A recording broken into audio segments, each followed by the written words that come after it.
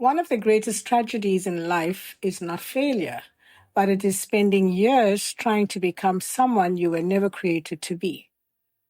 Every day, people wake up wearing invisible masks. They speak differently. They act differently depending on who is around them. They suppress their dreams because someone once told them they were unrealistic. They even go to the extent of hiding their gifts because they are afraid of others. They change their personalities to gain acceptance, believing that fitting in is more valuable than standing out. Yet deep within them is a constant feeling that something is missing. That missing piece is not another achievement, not another promotion, nor another relationship. It is simply the freedom to be themselves. I'm Sandra Elizabeth. Today's podcast is entitled Refuse to be Put in a Box. From the moment we are born, the world begins placing labels on us. Some labels are spoken out loud, whilst others are silently communicated through expectations. A child might hear you say, "You're the quiet one," while another is constantly reminded that he is the smart one. Someone else is labeled the difficult child, the athletic child, or the responsible sibling. At first, these words may seem harmless, but over time, they become boxes that limit how people see themselves. Eventually, they begin living according to those labels instead of discovering who they truly are. People in general, or even society, is always fascinated with putting people into categories. Society likes predictable people. Predictable people are easier to control. Predictable people are easier to understand. Employers want employees to fit certain profiles. Schools also often reward conformity more than creativity. Families themselves unknowingly established identities for each member of the family. There is the successful sibling, the funny one, the caretaker, the rebellious one, the peacemaker. And so these roles are assigned to everyone, and everyone expects them to remain the same. When someone starts changing, growing, or dreaming beyond those expectations, people often become uncomfortable. The problem with living inside a box is that boxes are designed to contain you, to contain your personality. They restrict movement, they restrict growth, they define boundaries, they tell you how far you are allowed to go before someone becomes uncomfortable. You see, God never created or designed human beings to live confined by artificial limitations. He created every individual with unique gifts, personalities, experiences, and purposes that cannot be duplicated by anyone else. The Bible consistently teaches that God created each person intentionally, uniquely, and with a purpose. Our gifts, personalities, and abilities are not accidents. They are part of His design. Psalm 139 verses 13 to 16 says, "For you formed my inward parts. You knitted me together in my mother's womb. I praise you, for I am fearfully and wonderfully made." God designed every part of you even before you were born. Your personality, your temperament, and uniqueness were already known to Him. Never allow others to tell you that your personality is not good enough. Never allow others to tell you that you don't know how to celebrate yourself. Never allow others to tell you that they have the correct personality. They have the best personality. I was very often told in my adulthood, I don't have the right personality. I need to have more charisma. But I knew that I have this quiet, unassuming personality. So my personality became a problem for many. Remind yourself, Jeremiah 1:5 says, "Before I formed you in the womb, I knew you. Before you were born, I set you apart." You see, God set me apart to be who He wanted us to be. So enjoy your personality. Celebrate your own personality. God prepared meaningful work specifically for you, specifically for me. We each were given different gifts. gifts according to the grace given to each of us. God will always use different personalities. The Bible shows that God works through many kinds of personalities. Moses was a humble and reluctant person. Peter, on the other hand, was bold and impulsive. John was compassionate and relational. Paul was intellectual and driven. Deborah was a wise leader. Esther was courageous and influential. David was artistic, emotional, and courageous. Nehemiah was organized and strategic. And so each person served God faithfully without becoming someone else.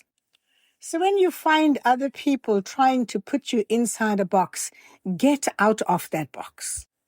Imagine this, buying an eagle and raising it amongst chickens. Every morning, the eagle watches chickens scratch the ground searching for food. And so the eagle copies their behavior because it has never seen anything different. And so years pass on, and one day it notices another eagle soaring effortlessly through the sky. Something awakens inside. It senses that it belongs somewhere higher. The eagle was never designed to spend its life scratching in the dirt.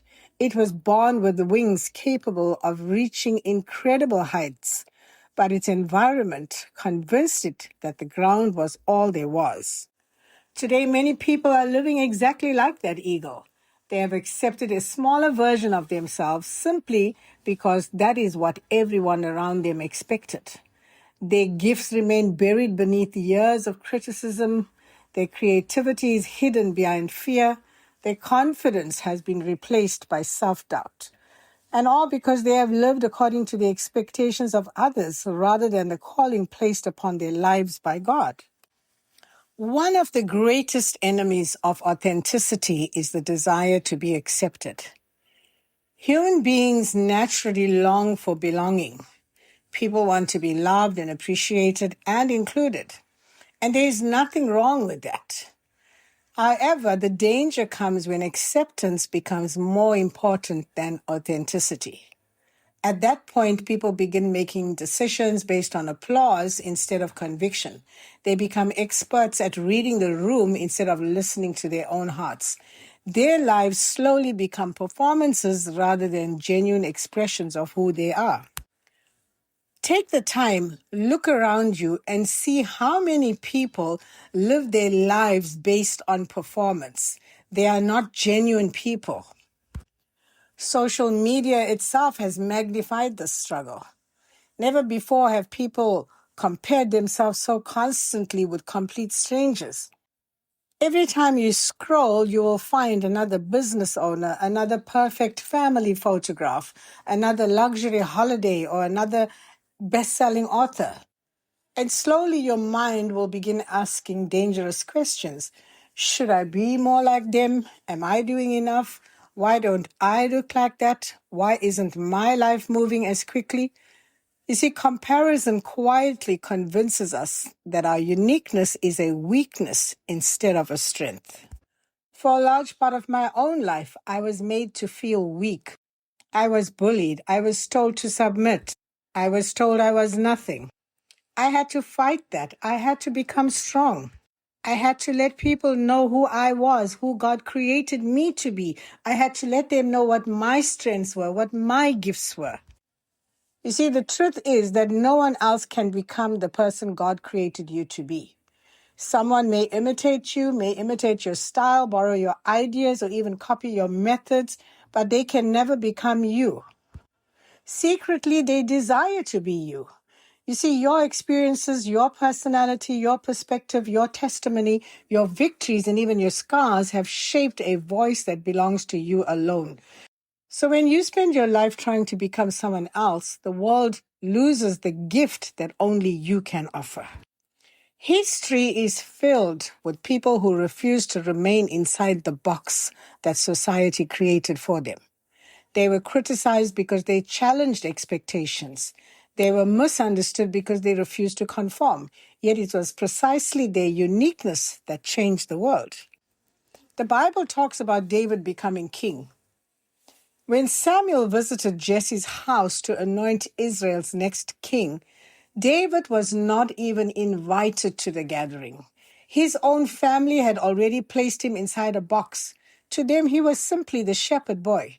Leadership belonged to his older brothers. Yet God ignored the labels people had assigned. While others judged appearance, God looked at his heart. The very person everyone overlooked became one of the greatest kings of Israel.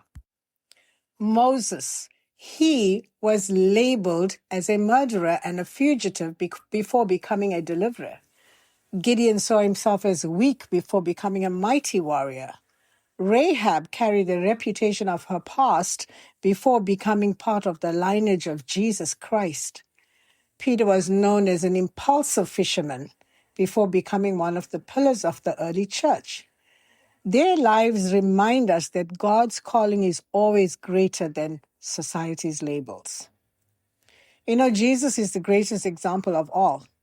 People continually tried to define him. They called him a carpenter's son. They expected him to become a political ruler who would overthrow the Roman government. Religious leaders wanted him to conform to their traditions. Jesus refused every box that people attempted to place him in. He remained completely faithful to his Father's purpose, even when it attracted criticism, misunderstanding, and rejection. His identity was never determined by public opinion, but by his relationship with his Father. And so today, remind yourself that your identity should never be built upon titles, achievements, popularity, or even other people's opinions. Those things change with time. Your identity must be rooted in something eternal. When we know who we are before God, the opinions of people loses much of their power. Refusing to be put in a box does not mean that you are becoming rebellious, arrogant, or unwilling to learn. It simply means that you have the courage to grow into the person that God designed instead of shrinking into the person that others prefer. It means recognizing that pleasing everyone is impossible and that living authentically is far more rewarding than living as a copy of someone else. Every great leader eventually reaches a moment where they must decide whether they will follow the crowd or follow their calling. You may feel trapped inside a box built by fear, people's expectations, past failures, traditions, or even your own self-doubt. Remember this, the box may have shaped your past, but it does not have to determine your future. Go ahead and break the labels that define you. You see, every person carries an invisible story. Long before people meet us, they have already formed opinions based on what they see. They notice our age, our nationality, our education, our accent, our appearance, or even our occupation. And then they begin forming assumptions. Sometimes those assumptions work in our favor, but many times they become invisible walls that prevent people from seeing who we really are. Even more dangerous is when we begin to believe those assumptions ourselves. Children struggle with labels. Some children are told, "You're just not academic. You're just troublesome." Those labels can become an identity. Many adults are still fighting those battles. One of the greatest lies that people believe is that they must earn their identity through achievement. Society applauds accomplishments, promotions, degrees, followers, awards, and financial success often become measurements of personal worth. While these things can certainly be blessings, they were never meant to define us. If your identity is built upon success, then failure will destroy your confidence. If your identity is built on applause, criticism will silence your voice. If your identity is built upon popularity, then rejection will become unbearable. True identity must rest upon something that cannot be taken away. For those who place their faith in God, identity begins with understanding that we were created intentionally, loved completely, and called specifically. So before you ever achieved anything, God knew you. Before any applauded your gifts, He already placed them within you. Before people formed opinions about your future, God had already written purpose into your life. As you continue your journey, remember that the goal is not to become famous. The goal is not about being admired. The goal is not about being confined in a box. The goal is far greater. And that is to become fully yourself, fully the person that God envisioned before anyone else ever had the chance to place a label upon your life. Today, I remind you, get out of the box. Thank you for joining me. It was a pleasure having you on board this podcast. Have a blessed week ahead.